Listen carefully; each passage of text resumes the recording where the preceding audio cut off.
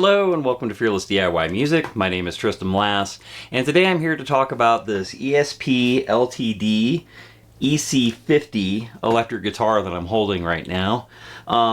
This was destined for a dumpster. A good friend of mine wanted me to do some work on some instruments and ended up donating this guitar to the channel, or to me, but I'll say it's for the channel, and deemed that he was going to, or stated that he was going to throw this into a dumpster, deemed it unworthy of anything other than being thrown in the trash. I, of course, looked at it and I was like, no, I'm going to do something with that guitar. So the journey begins here today. You've got the story of how I acquired the instrument.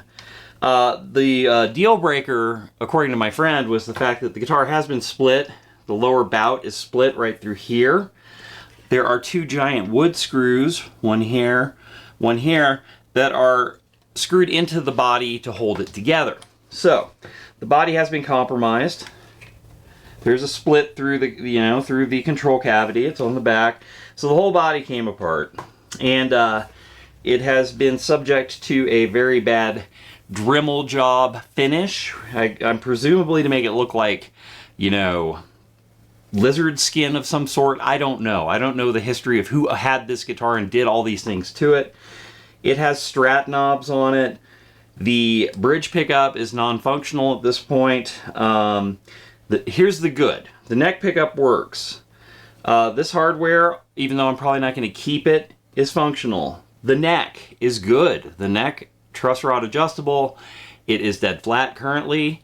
The frets will need probably a slight level crown and polish. We'll be getting through all that as we go through our journey with this instrument. So the next step with this, and then, the other really good thing, this has an Ibanez pickup here in the neck position that is super cool, that I've not seen very often in very many instruments. So that's not original. It was added in, and we're gonna keep that. We're gonna figure out a way to see where that belongs, and whether it be in the neck or the bridge. I'm thinking I'm going to keep it in the neck position. Machine heads are good. Nut is good. So, we're going to start tearing this thing down. The next portion of this video is going to be my teardown and assessment of the instrument, and going ahead and kind of making some part selections. What parts we'll keep, what parts we're going to get rid of. I've already gone through my spare parts collections that I have, and I have some ideas about what I want to do.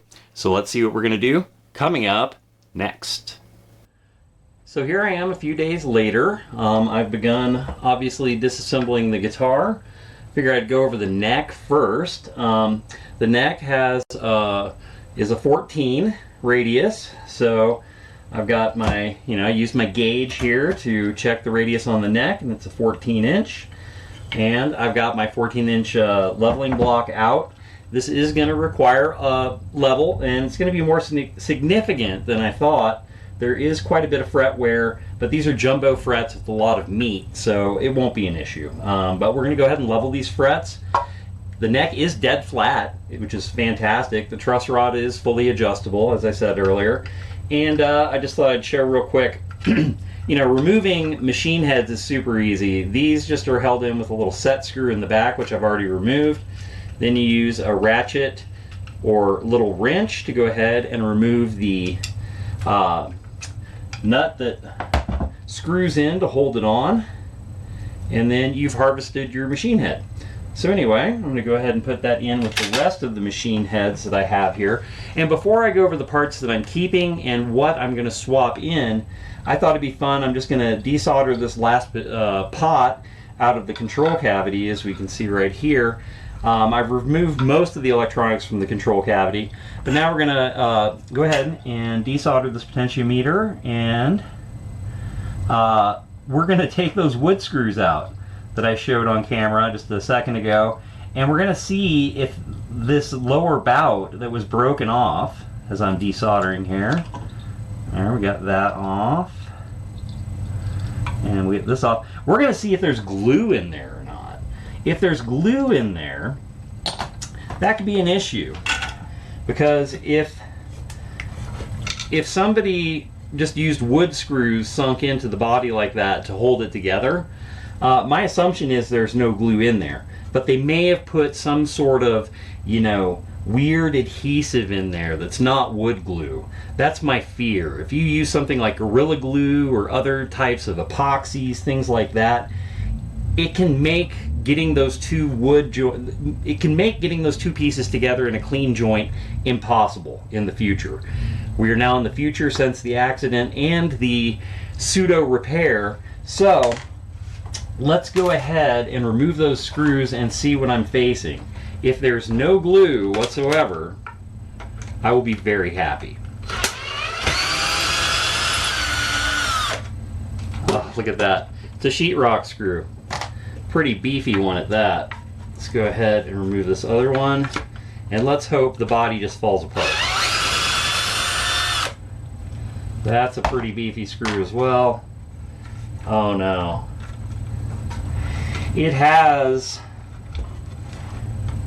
It's been glued. It has been glued. So, what are my options? Well, just feeling it. Like, I'm putting some pressure on this. Just feeling it, that feels really solid.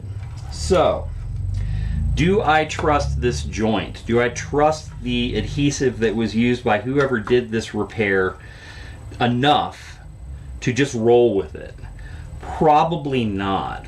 So what I'm going to do is I won't use these particular screws. I will find screws, or actually, you know what? I may use, the more I think about it, I will probably use this screw and another exactly like it. And I will go ahead and countersink the screw so that it is well below the surface of the body contour. And then I will put wood filler over that, and then we should be good, because the screws are just an insurance policy in case this epoxy or whatever glue was used is no good and gives way in the future. And I'm just going to sink those screws in below the surface of the instrument's outer shell so that they will not be visible, and then that way I can cover them with wood filler and we're good to go. All right, solution on the fly right there. So let's go over what I'm going to keep from this guitar body and what I'm not, as far as hardware and stuff. I'll keep the strap buttons. I have a new switch, which I'll be putting in. I will save, since there's 3 pots in this guitar and it's drilled for it, I'm going to do the passive treble bass circuit. It'll be a volume, treble cut, bass cut. I have 2 fresh pots that I'm going to use, and then I'll salvage one of the old ones here to go ahead and use, probably as the volume control, and use the really nice CTS pots for the EQ section, for the treble and bass section. All right, you notice I have the stop tailpiece and the tune-o-matic removed. I will be removing the studs, or not the studs, but the stud mounts out of the guitar, as I've demonstrated in other videos, and we're going to convert it to a wraparound tailpiece. I have a compensated one right here I didn't use on the Dean Evo Gold Top project. I will link that video below, as well as converting a guitar like this into a single wraparound tailpiece bridge. I did a standalone video on that, which I will link. And so we're going to use this as the bridge. We are going to keep the Ibanez pickup up front here, because that's just a super cool piece. These studs will be gone. So this will be the bridge. We're going to put, I've got an Epiphone humbucker here, and this is one of the nicer ones, and that's going to become our bridge pickup. So I've got a pickup for the, since this pickup doesn't work at all, and I wouldn't use this pickup anyway, it's a Select designed by EMG pickup. So we'll put a humbucker back here, keep this pickup, keep the pickup rings. We'll keep, obviously, all of the control cavity covers and things like that, and all the screws and pieces, because they're all fine. So the big conversion here is that the electronics are going to a volume, a treble cut, and a bass cut.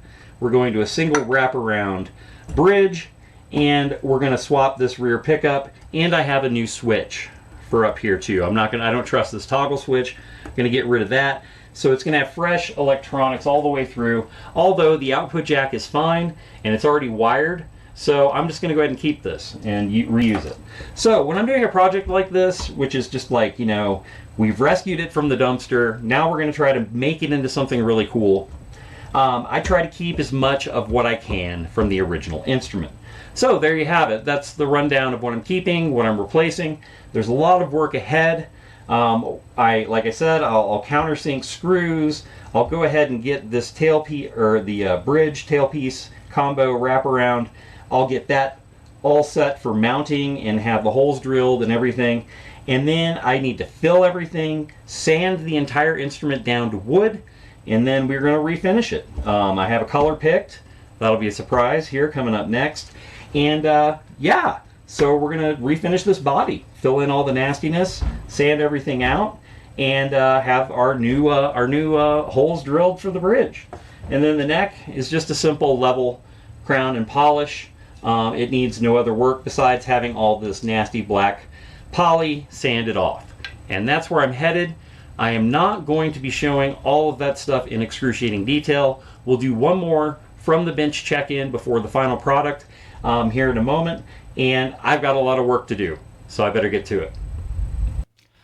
All right, just doing a quick check-in. I thought I would bring everybody up to speed at this point in the project on where we're at. I have the frets all nice and leveled, crowned and polished. Cleaned all the gunk off this fretboard. It was totally disgusting. It took a lot of work. There's a short up about how I remove some of that gunk. You should go check it out. It says how to remove gunk from a disgusting fretboard. So you should check that one out to see how I did it. And sanding out this neck was a disappointment. There's a lot of deep, you know, obviously maroon stain that was underneath the black. Rather than trying to take it all the way down to maple, if you look along this line right here, there's a little bit of maple peeking through. So this isn't like a really nice mahogany neck. It does appear to be a decent quality maple neck. I just decided to get all the black off of the playing surfaces and kind of came up here into the headstock a little bit. And I'm just satisfied with that. It's sanded out to 400 grit, has been oiled, and it feels wonderful in the hand. Just not necessarily the appearance I wanted. However, this being the dumpster guitar, it is kind of fitting that it's going to be a little bit rough around the edges. So that's the neck. And then we have the body here. And the body sanded out pretty clean. Didn't take it all the way down to wood because it's going to be a solid color, which you will see here in just a moment. It is ready for paint. I've got my paint stick on here so I can clamp it in the vise, go outside to my paint station and go ahead and start spraying it, which I'm going to do here in a few minutes. And the one interesting thing is I ended up not needing to put screws in. I just ended up, you know, kind of filling these holes here that held that, I thought was holding this on. Upon further examination within the cavity here, I discovered this had been actually secured with Titebond wood glue. I tested this multiple times before I decided to just go ahead and go for it with sanding and prepping it. It is all solid and ready to go. The screws were completely unnecessary. I'm guessing the person who did this used the screws as ersatz clamps because they didn't have the proper clamps or large enough clamps to clamp the body properly. So we're moving on to paint, and I'll be playing the guitar right now.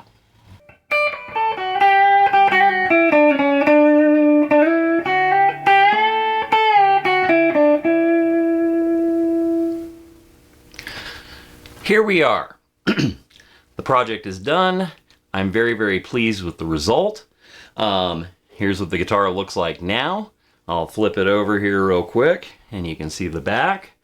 See that patina on the neck that I left, and it's come together wonderfully. I'm very, very pleased with the final product here. I did paint it what I thought was a Capri orange type color to begin with. It took me all of last week to realize that that color wasn't working. It turned out more of a school bus yellow. So I sanded that out, sanded it nice and smooth, and then did it in this antique white, which I really think lends a lot of class to this instrument, especially with, you know, all the black and chrome on it. Obviously the wraparound tailpiece looks cool. I had these knobs left over laying around. The humbuckers also were just laying in a drawer. They're from an old Epiphone. And yeah, I had this chrome tipped toggle switch, which I thought was super cool. And it works great with the instrument. So, you know, this thing was destined for a dumpster. Now I have a very cool guitar. One thing of note that I've come across since I've been playing it for the last few days is that the way that the neck joins the body, and, you know, due to the fact that it's 24 frets and stuff, and the short scale length, but with the kind of elongated, you know, overall feel of the instrument, how the neck joins the body, long story short, it kind of puts it in the same position that most of my Fenders end up in, as far as where I'm at on the frets. And that actually kind of puts this a little bit ahead of some of my Les Pauls, because my other, you know, single cut style guitars, because it's just the comfort level is just really great.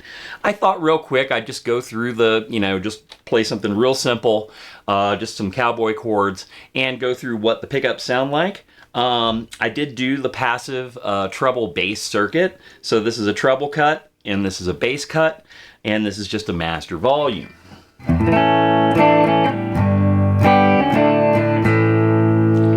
And then you'd use this bass cut, and you can make that neck pickup a little bit brighter. Go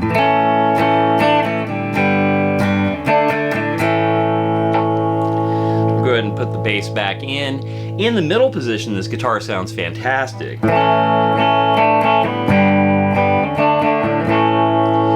Which is another shock. I usually don't like the middle position that much, but this one sounds really good. And then we go to our treble.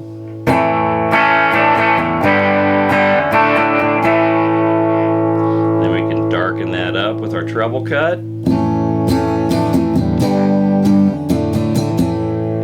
Which I don't like so much. Go ahead and crank that back up.